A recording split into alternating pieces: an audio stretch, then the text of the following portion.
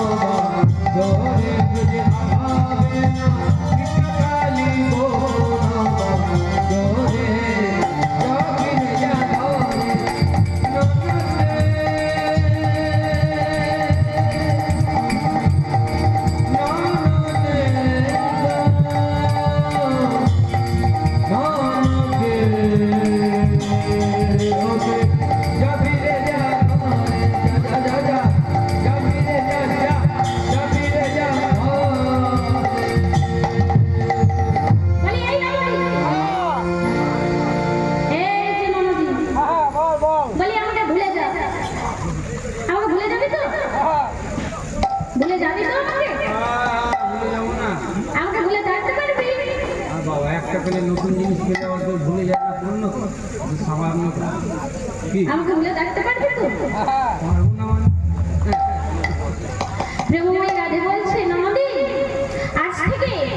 আজ থেকে তোরা আমাকে ভুলে যা, বুঝলি? আমি যে তোদের ফুলের বউ ছিলাম না, এই কথাটাকে তোরা ভুলে যা। তাই ননদি আজ থেকে ভুলে যালো রাধা তোদের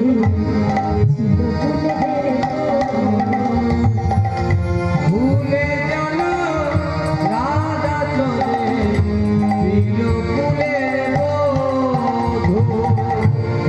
ভুলে যালো রাধা তোদের ছিল ফুলের বউ। ভুলে গেল রাধা তোদের ছিল ফুলের বধূ। শ্যামিনী জীবন মরণে নদী গো।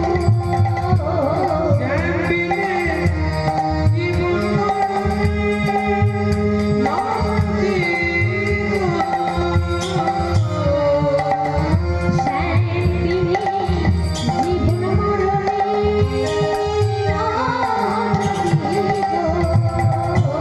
শ্যামবিনে জীবন নদী গো। বন্ধু নাই মোরে কেউ, শ্যামিনী জীবন মরণে নদী গো। শ্যামবিনে জীবন নদী বন্ধু নাই মোরে কেউ, অজানা অভুলের কেউ তুমি নিবা, অজানা অভুলের কেউ তুমি নিবা, অজানা অভুলের কেউ তুমি নিবা, করে রে যা ফিরে যা ঘরে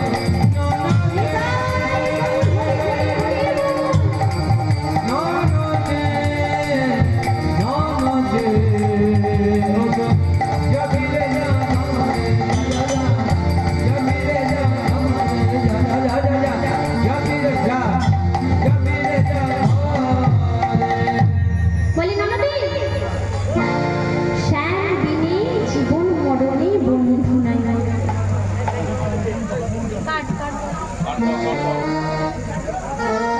প্রেমময়ী রাধারানী কি আজকে ঠিক কথা বলেছে? কি গো মায়েরা?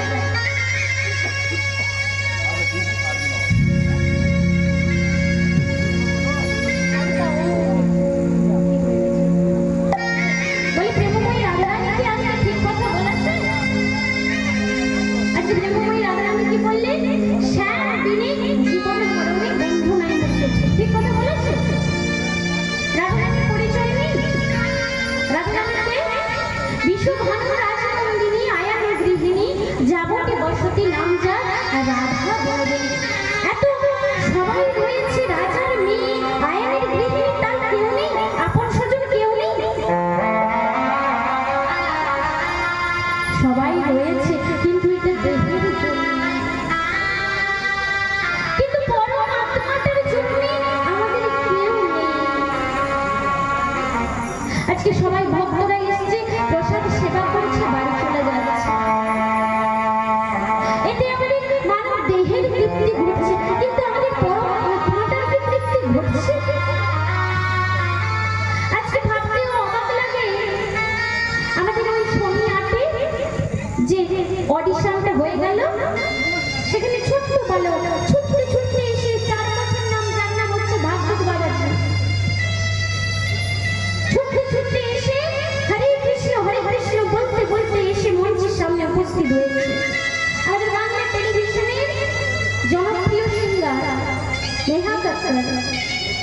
তাকে সম্বোধন করেছিল হাই, সঙ্গে সঙ্গে বলেছিল হাই হ্যালো ছোড়ো, হরে কৃষ্ণ বলো, হরে কৃষ্ণ।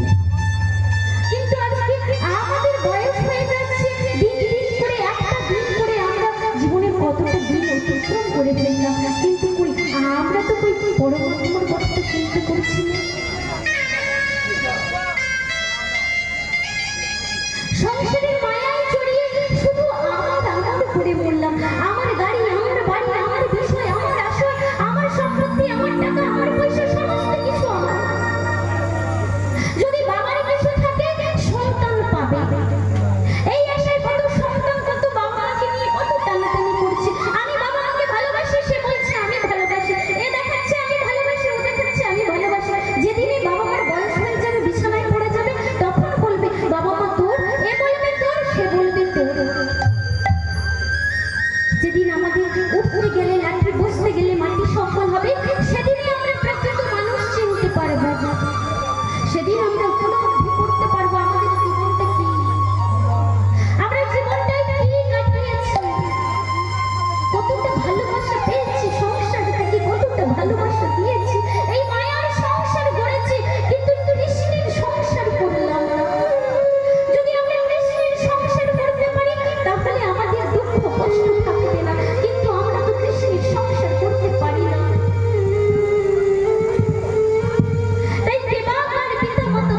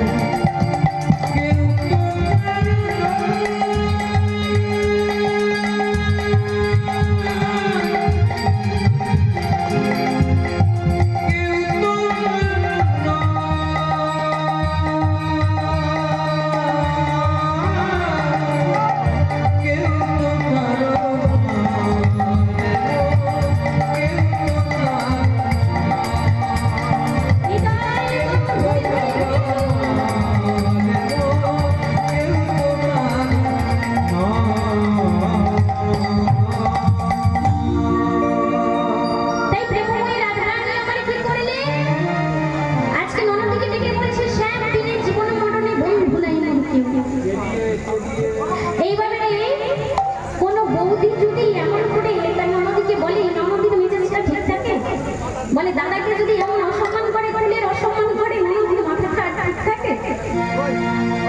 তাই আজকে কুটিলা কি করেছে, রাগে গর্জে বসে ছুটতে ছুটতে চলেছে দাদার কাছে। দাদাকে না আয়ান ঘোষ, আর আয়ান ঘোষের কাছে গিয়ে ডাকছে দাদা দাদা। আর দিকে আয়ান ঘোষ ছিল মায়ের ভক্ত। আমার কালী মায়ের পুজো চলছে না, সন্তোষী অন্নপূর্ণা, মায়ের তো কত নাম রয়েছে তাই না? তো মায়ের পুজো করেছিল, মায়ের ভক্ত তো, তাই মাকে ছাড়া কাউকে চেনে না, মাকেই ভালোবাসে, সর্বদা প্রথমে মা মা করে বেড়ায়, আর কিছু নেই, পাগল ছেলে, মায়ের ভক্ত, মায়ের ছেলে, মা মা করে বেড়ায় সর্বদা। তাই আজকে মায়ের পুজো করেছে কেমন ভাবে, আমার ভক্তি জোগাড়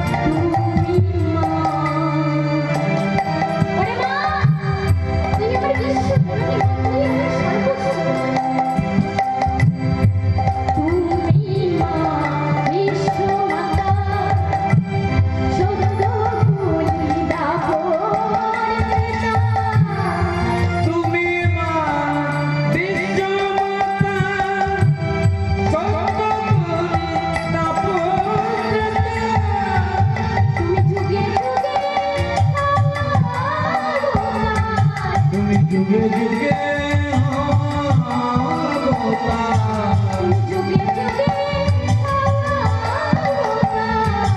যুগে যুগে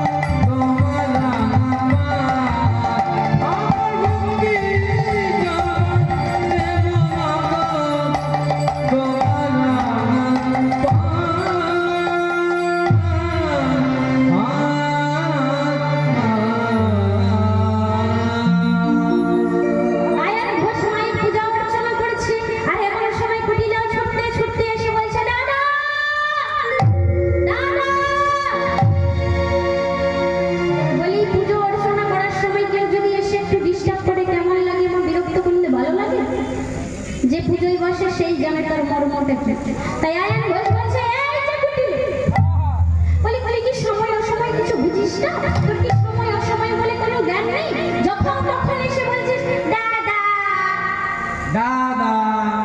বলি কি হয়েছে বল, দেখছিস না আমি মায়ের পুজো করতে বসেছি, এমন সময় এসে বলছে দাদা, বল কি হয়েছে বল। বলে দাদা তুমি আমার ডাক শুনে রেগে যাচ্ছ, আর কথাটা শুনলে তুমি রাগটা কোথায় গিয়ে রাখবে। বলে কি হয়েছে বল। বলে জানো দাদা তোমার বউ। কি হয়েছে? বলি দাদা তোমার বউ। বলে আমার বউ কি হয়েছে বল। বলে আরে তোমার বউ। হ্যাঁ আমার বউ কি করেছে বলবি তো। বলে বলে আমার বউ কি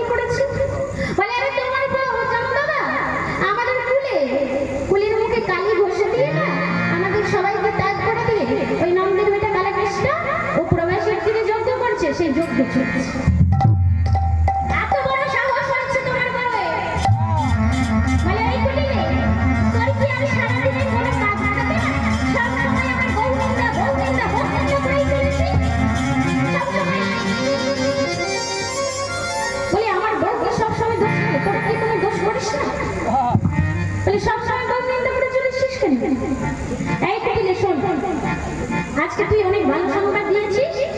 তোর কথা যদি সত্যি হয়, তোর কথা যদি সত্যি হয়, তাহলে আজকে আমি এই মায়ের কাছ থেকে, মায়ের হাত থেকে ওষুধ তুলে নিলাম।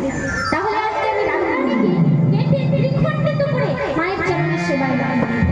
আর যদি মিথ্যে কথা বলেছিস কুটিলে, তাহলে জেনে রাখ, তোকে আজকে এই ওষুধ দিয়ে ত্রিখণ্ডিত করে মায়ের চরণের সেবায় লাগাবো। বলে মা ওষুধটা কোনটা? ওষুধটা কোনটা? ওষুধ কোনটা? কাস্তে কাস্তে মায়ের হাতে থাকে না খারাপ খড়গ, ওটাকে অসি বলে না? তাই আয়ান ঘোষ তো মায়ের পুজো করেছিল, তাই মায়ের হাত থেকে ওই অসিটাকে তুলে নিয়েছে আর বলছে শোন, যদি সত্যি কথা বলেছিস তাহলে রাধারানীর কপালে দুঃখ আছে, আর যদি মিথ্যে কথা বলেছিস তোকে কেটে আমি মায়ের সেবায় লাগিয়ে দেবো। তাই আয়ান ঘোষ আজকে কি করেছে? ক্রোধে রেগে গর্জে ছুটতে ছুটতে চলেছে প্রেমময়ী রাধারানীর কাছে। কেমন ভাবে যাচ্ছে গো? আজ ক্রোধেতে আয়ান হয়ে কুমকুমার, ক্রোধেতে আয়ান হয়ে কুমকুমার, ওষি তুলে নিল হাতে, ওষি তুলে নিল হাতে,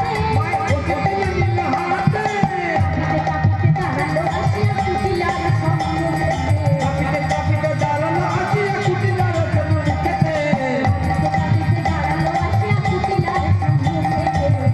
কাঁপিতে দাঁড়ালো আসিয়া কুটিলার সম্মুখে। এই দেখ ওষি নিয়ে এসেছে, এই দেখ ওষি নিয়ে এসেছে, রাধারানীর রান্না শিব, এই দেখ ওষি নিয়ে এসেছে, রাধারানীর রান্না শিব, ফুলের কাটা ফুল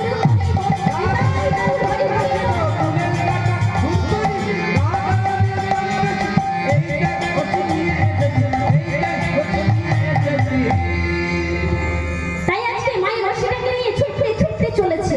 আর পদকর্তা দেখে, এই দেখে দর্শন করে পদকর্তা বলছে আজকে আয়ন ঘোষের কেমন ভাব জানো? তবে বলি শোনো, গর্জিয়া আয়ন ধাইয়া চলিল, গর্জিয়া আয়ন ধাইয়া চলিল, দেখলে লাগই ডর,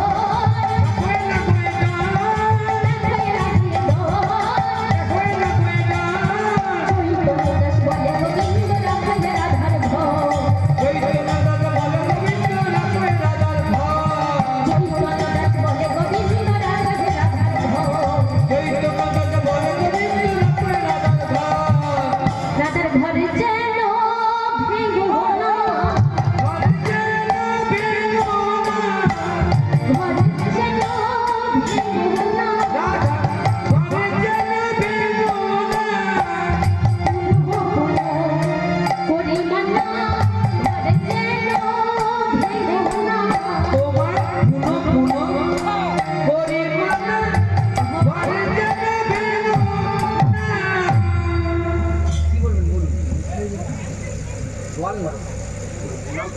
না নামটা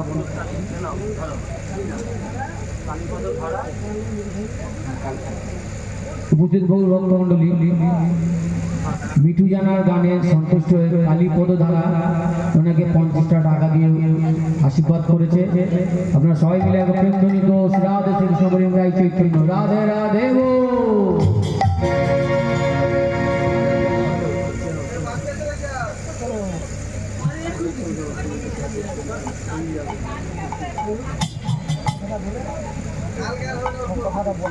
হরে কৃষ্ণ জয়ন্তায় জয় গৌর হরি জয় রাধে। আজকে ভারতীয় রত্নমূল্যে 50টি টাকা দিয়ে আমায় যে উপহার দিলেন, আপনারা আশীর্বাদ করবেন যেন আমি কৃষ্ণ পথে অগ্রসর হতে পারি। এই সংকীর্তনে কীর্তনে যেন একদিন সেই জায়গায় পৌঁছতে পারি, ভগবানের সেবা পুজো নিয়ে যেন থাকতে পারি। আর সব থেকে বড় কথা, বাড়ির বৌমাকে সবাই কীর্তনটা করার জন্য পাঠায় না, কিন্তু আজকে আমার বাবা এসেছে আমার কীর্তন শ্রবণ করতে, এবং বাবা যে আমাকে এই পথে অগ্রসর করে দিয়েছে, তার জন্য আমার বাবাকে আমার অসংখ্য ভালোবাসা, আমার বাবার চরণে অসংখ্য প্রণাম। সবাই আশীর্বাদ করবে যেন আমি কৃষ্ণ কথা নিয়ে থাকতে পারি। শ্রীগুরু নিতাই গৌর প্রেমানন্দে হরি হরি। হরি হরি বল। সবাই একটু ইচ্ছে করছে না আমার বাবাকে দর্শন করতে, আমার বাবাকে দেখতে? আরে এমন ভাগ্য একদিনেরই মনে হয়। হচ্ছে তো? আমি বলবো আমার বাবাকে একটু আমার কাছে চলে আসতে। সত্যি ভাগ্য করে এমনি বাবা পাবো। সত্যি। আজকে অধিক রাত্রি হয়ে গেছে, সময় অতিবাহিত হয়ে যায়। আজকে আমরা আর 10-15 মিনিটের মধ্যে আমাদের লীলা বিসর্জন করবো, আমাদের লীলা সমাপ্ত করবো মিলন। তাই আজকে আয়ান ঘোষ ছুটতে ছুটতে চলেছে প্রেমময়ী রাধারানীর কাছে। আর এসে কি দেখলে রাধারানী আমার কি করেছে? নিজেকে ভালো করে সাজিয়ে গুছিয়ে নিয়ে চলেছে কিনা আমি প্রবাসে বধুর যজ্ঞে যাবে। কেমন ভাবে সেজেছে জানো? ওই নবকাদম্বিনী যিনি রূপের পরিপাটি, নবকদম্বিনী যিনি রূপের পরিপাটি, নবকদম্বিনী যিনি রূপের পরিপাটি, নীল শাড়ি খসাইয়া নির্জারি খসাইয়া পরায় অরুন্ধতী, নির্জারি খসাইয়া পরায় অরুন্ধতী, হয়ে দাঁড়ালো, কালী হয়ে দাঁড়ালো, হয়ে দাঁড়ালো, কালী হয়ে দাঁড়ালো, আয়ানাকে ভোলাবে বলে কালী হয়ে দাঁড়ালো, বলি আয়ানকে ভুলাবে বলে কালী হয়ে দাঁড়ালো, আয়ানাকে ভোলাবে বলে পূর্বের কথা জানতে বলে, আয়ানকে ভুলাবে বলে আয়ানকে ভুলাবে বলে বুঝে কথা বলে, আয়ানকে ভুলাবে বলে বুঝে অমনি কালী হয়ে দাঁড়ালো, কালী হয়ে দাঁড়ালো। তাই আজকে কালী রূপ তো ধারণ করেছে, কিন্তু ত্রিনয়ন পাবে কোথায়? কালী নয়ন কি থাকে? তিনটা নয়ন থাকে না? নীল শাড়িটাকে খসিয়ে তো আজকে হচ্ছে নবকাদম্বিনী হয়েছে, অরুন্ধতী পড়েছে। আজকে কি করলে? ললাটে সিঁদুর বিন্দু থেকে একটা নয়নের ধারণ করলে।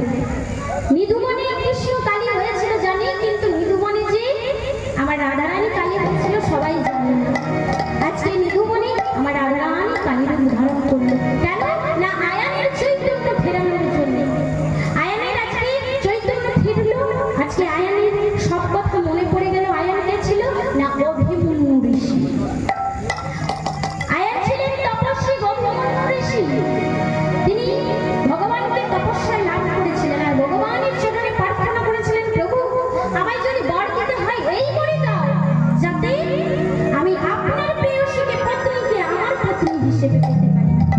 ভগবান বলেছিলেন, তথাস্তু তুমি পাবে, কিন্তু আমার পত্নীকে তুমি কখনো স্পর্শ করতে পারবে না। তুমি হবে নপুংস। আমার পত্নী সর্বদা আমার প্রেমে পাগল থাকবে।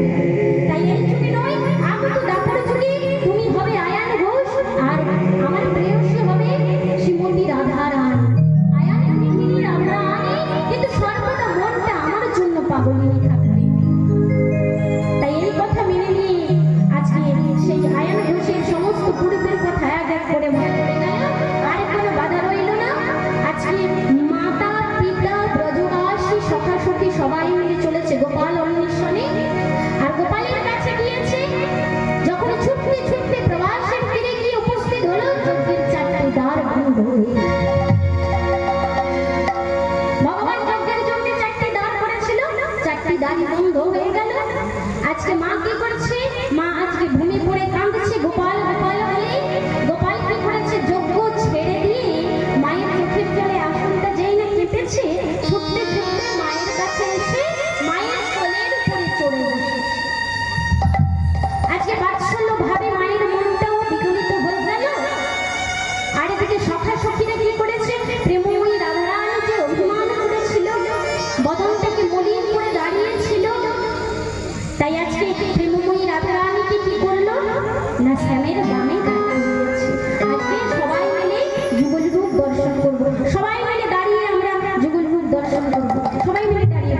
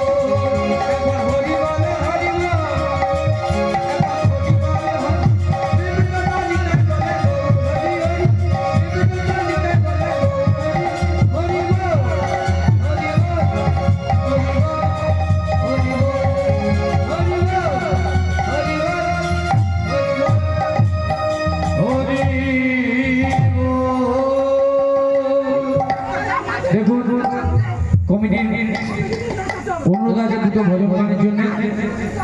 দুটো ভজন গান হবে, আপনারা নাচানাচি করুন, বেশি সময় নেব দুটোই।